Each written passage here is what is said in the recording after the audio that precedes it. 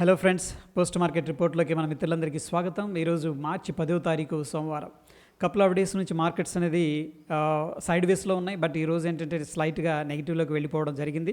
So చూద్దాం price action ఏం చెప్తుంది అనేది. దాని తర్వాత బిగ్ ప్లేయర్స్ ఏ విధంగా ఓపెన్ ఇంట్రెస్ట్ క్రియేట్ చేశారనేది కూడా ఒక ఐడియా ఇవ్వడం అనేది జరుగుతుంది. బిఫోర్ దట్ ఏంటంటే కొన్ని స్టాక్స్ అనేది న్యూస్లో ఉన్నాయి. ఇక ఇండివిజువల్ స్టాక్స్ అప్డేట్స్ మనం చూసుకున్నట్లయితే Samvardhana, Motherson and Bharat forge అనేది ఎలక్ట్రానిక్ పుష్ వల్ల బెనిఫిట్ తీసుకుంటాయి అని చెప్పేసి జఫరీస్ అనే సంస్థ మెన్షన్ చేయడం అనేది జరిగింది. అయితే ఇక్కడ ఫ్రెండ్స్ సంవర్ధన్, మదర్సన్ వీళ్ళు ఏంటంటే మొబైల్ గ్లాస్ మ్యానుఫ్యాక్చరింగ్లోకి ఎంటర్ అయ్యారనమాట. So premium smartphone components category కిందకు వస్తుంది. సో స్ట్రాంగ్ డిమాండ్ అయితే ప్రస్తుతానికి సిగ్నిఫికెంట్గా ఉంది. అట్ ద సేమ్ టైం ఏంటంటే జాయింట్ వెంచర్ అనేది హాంకాంగ్ బేస్డ్ క్రిస్టన్ అనే కంపెనీతో కూడా ఉన్నట్టు తెలుస్తూ ఉంది. మీన్ వైల్ ఏంటంటే భారత్ ఫోర్జ్ అనేది మనం తీసుకున్నట్లయితే ఈ కంపెనీ ఏఎండీతో టైప్ అయినట్టు తెలుస్తూ ఉంది ఇది సర్వర్స్ మార్కెట్ గురించి. సో ఈ రెండు కంపెనీస్కి ఏంటంటే ఈ యొక్క ఎలక్ట్రానిక్ పుష్ వల్ల బెనిఫిట్ ఉంటుందని చెప్పేసి జఫరీస్ మెన్షన్ చేస్తూ ఉంది.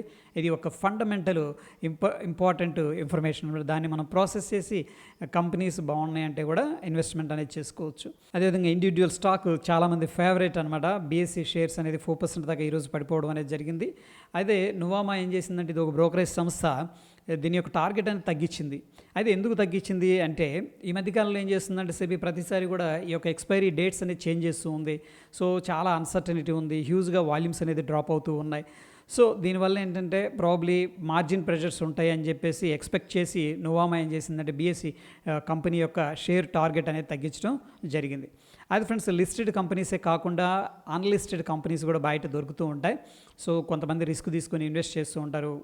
బట్ ఏంటంటే అవి హై రిస్క్ ఉంటుంది, బట్ హై రివార్డ్ ఉంటుంది. ఎందుకంటే వాటికి రెగ్యులేటరీ అనేది అంతగా స్ట్రాంగ్గా ఉండదు లైక్ లిస్టెడ్ కంపెనీస్ అంతా. బట్ స్టిల్ కొంతమంది ఏంటంటే స్ట్రాంగ్ మేనేజ్మెంట్ ఉండి కంపెనీ ఫండమెంటల్గా బాగుందంటూ కూడా ఇన్వెస్ట్మెంట్ అనేది చేస్తూ ఉంటారు.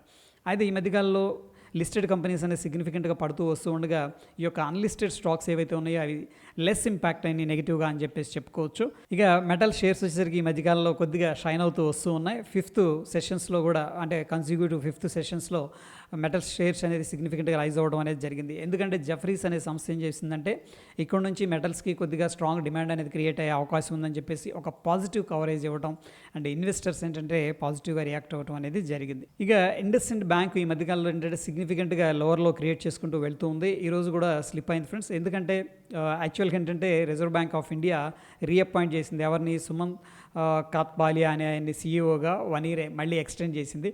ప్రాబ్లీ ఇక్కడ ఇన్వెస్టర్స్కి నచ్చలేదేమో అయినా. సో ప్రస్తుతం అయితే ఈ స్టాక్ అనేది అండర్ ప్రెషర్లో ఉంది.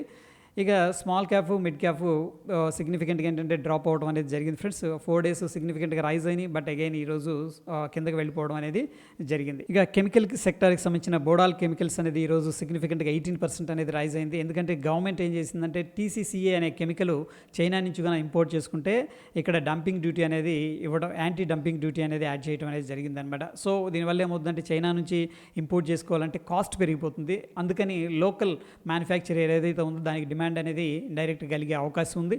అందుకని ఈ యొక్క స్టాక్ అనేది ఈరోజు ఏకంగా 18% అనేది పెరిగింది. మెటల్ సెక్టర్ ఏ విధంగా అయితే సిగ్నిఫికెంట్గా షైన్ అవుతూ ఉందో ఇక్కడ JSW స్టీల్ కూడా సిగ్నిఫికెంట్గా 4-month హైలో ట్రేడ్ అవుతుంది. ఎందుకంటే ఫ్రెండ్స్ ఇక్కడ ఫిబ్రవరి మంత్ గాన స్టీల్ అవుట్పుట్ అనేది తీసుకుంటే సిగ్నిఫికెంట్గా రైజ్ అనేది కనిపించింది. ఇక SPML ఇన్ఫ్రా షేర్స్ అనేది 5% దాకా పెరగడం జరిగింది. వీళ్ళకి 618 కోట్ల రూపాయలు ఉన్న ఇరిగేషన్ ప్రాజెక్టు జార్ఖండ్ స్టేట్ నుంచి రావడం, అందుకని ఇన్వెస్టర్స్ పాజిటివ్గా దీంట్లో ఉన్నారని చెప్పేసి చెప్పుకోవచ్చు.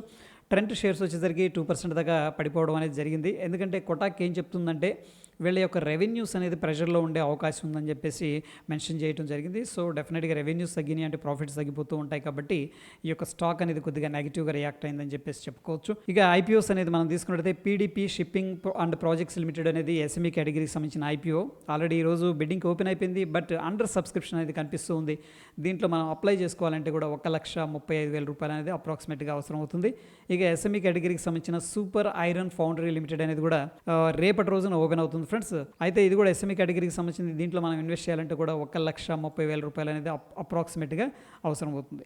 ఇక టోటల్గా ఓపెన్ ఇంట్రెస్ట్ ఎలా ఉంది అనేది మనం నిఫ్టీలో చూసినట్టయితే ప్రస్తుతానికి ఏంటంటే పుట్ కాల్ రేషియో అనేది 0.79 చూపిస్తుంది. చాలామంది ఏంటంటే 2 days కన్సల్టేషన్ జరిగింది కదా, అక్కడ డోజిల్ ఫార్మేషన్ జరిగినాయి. ఈరోజు సెల్లింగ్ క్యాండిల్ అనేది స్టార్ట్ అయింది. ఎనీహౌ సిగ్నిఫికెంట్గా మళ్ళీ సెల్ అండ్ రైజు అని అనుకుంటున్నారు ఎవరు, వాళ్ళందరూ కూడా కాల్స్ అయితే సెల్ చేసినట్టు తెలుస్తుంది based on the open interest. ఎందుకంటే 1 కంటే తక్కువ ఉంది పుట్ కాల్ రేషియో. అండ్ ఒకసారి బ్యాంక్ నిఫ్టీ అనేది చూద్దాం టోటల్గా ఎలా ఉందనేది. అండ్ పుట్ కాల్ రేషియో అనేది మనకి 0.92 అనేది చూపిస్తుంది. ఇక్కడ గ్రాఫికల్గా కూడా మనకి ఎక్కువగా కాల్స్ అనేది సెల్లింగ్ చేసినట్టు తెలుస్తుంది. ఇక ఫ్రెండ్స్ మనకి సెన్సెక్స్ విషయానికి వచ్చేసరికి పుట్ కాల్ రేషియో అనేది 0.79 చూపిస్తుంది. కోర్సు మనకి రేపటి రోజున ఎక్స్పైరీ ఉంది. సో ఇంపార్టెంట్ రెసిస్టెన్స్ లెవెల్ వచ్చేసరికి 74,500 రౌండ్ నెంబర్ అనేది కనిపిస్తుంది. ఇండియా విక్స్ అనేది 3.82% అనేది పెరిగింది. డెఫినెట్గా ఇండియన్ మార్కెట్స్ అనేది వోల్టైల్గా ఉన్నాయి. అండ్ ఆఫ్ కోర్స్ ఏంటంటే ఈ మధ్యకాలంలో ఇండియా విక్స్ అనేది రైజ్ అవుతుందంటే మార్కెట్ పడిపోవడానికి ఎక్కువ ఛాన్సెస్ అనేది కనిపిస్తూ ఉన్నాయి. ఇక డాలర్ ఇండెక్స్ అయితే సిగ్నిఫికెంట్గా డౌన్ ట్రెండ్లో కొనసాగుతూ ఉంది ఫ్రెండ్స్.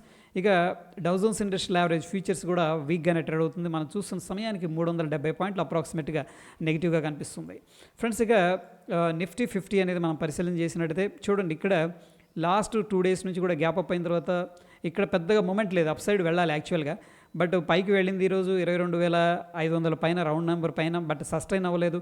సో ప్రాబబ్లీ మనం వాచ్ చేయాల్సింది 22,500. ఎనీహౌ ఇక్కడ ప్రైస్ యాక్షన్ ప్రకారం ఏంటంటే కొద్దిగా హైయర్ లెవెల్స్లో సెల్లర్స్ ఉన్నట్టు క్లియర్గా తెలుస్తుంది. ఈ మూడు కూడా ఇండికేషన్ క్యాండిల్స్ ప్రాబబ్లీ ఒక రెడ్ క్యాండిల్ అనేది ఫార్మేషన్ జరిగే అవకాశాలు ఎక్కువగా కనిపిస్తూ ఉన్నాయి. బట్ ఎనీహౌ ఇక్కడ మనకి కన్ఫర్మేషన్ అయితే లేదు. బ్యాంక్ నిఫ్టీ అనేది మనం తీసుకుంటే ఒక ఇంపార్టెంట్ సపోర్ట్ దగ్గర ఉంది ఫ్రెండ్స్. ఎప్పుడైనా సరే బేరిష్ మార్కెట్ అనేది ఉన్నప్పుడు ఇంపార్టెంట్ సపోర్ట్ని బ్రేక్ చేయడానికే బేర్స్ అనేవాళ్ళు ప్రయత్నిస్తూ ఉంటారు. సో ప్రాబబ్లీ ఈ లెవెల్ అనేది వెరీ వెరీ ఇంపార్టెంట్ లెవెల్. ఇక్కడ నుంచి మళ్ళీ బౌన్స్ అవుతుందా లేదా ఈ లెవెల్ బ్రేక్ డౌన్ జరుగుతుందా అనేది చాలామంది ఆసక్తిగా ఎదురు చూస్తూ ఉంటారు.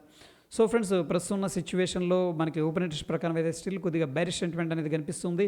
ఎనీహౌ మనకి లాస్ట్ 3 డేస్ నుంచి నిఫ్టీలో కావచ్చు, బ్యాంక్ నిఫ్టీలో కావచ్చు కొద్దిగా డోజీ అండ్ ఇండెసిషన్ ఫార్మేషన్స్ అనేది కనిపిస్తున్నాయి. బట్ ఈరోజు నెగిటివ్లో క్లోజ్ అయినాయి. ఒకవేళ కంటిన్యూ చేయాలి సెల్ ఆఫ్ అంటే కూడా రేపటి రోజు అనేది వెరీ వెరీ ఇంపార్టెంట్ అనమాట. ఒకవేళ రేపటి రోజున వెరీ బిగ్ రెడ్ క్యాండిల్ అనేది పడిందంటే దెన్ ఏంటంటే ఆల్రెడీ ఎవరైతే షార్ట్ టర్మ్ కోసం హోల్డింగ్ చేస్తున్నారో వాళ్ళు కూడా మళ్ళీ సెల్లింగ్ చేసే అవకాశం కనిపిస్తుంది. ఎనీహౌ కంగారు పడాల్సిన అవసరం లేదు మరి, ఎందుకంటే మనకి ఇంపార్టెంట్ సపోర్ట్ దగ్గర ఉన్నాం కాబట్టి. ఇది పోస్ట్ మార్కెట్కి సంబంధించిన అప్డేట్స్ ఫ్రెండ్స్. మరొక ఇంట్రెస్టింగ్ ఎపిసోడ్లో మళ్ళీ కలుసుకుందాం. వీడియో ఇన్ఫర్మేటివ్గా అనిపించిందంటే తప్పకుండా లైక్ చేయండి, మీ యొక్క సపోర్ట్ అనేది తెలియజేయండి. ధన్యవాదాలు.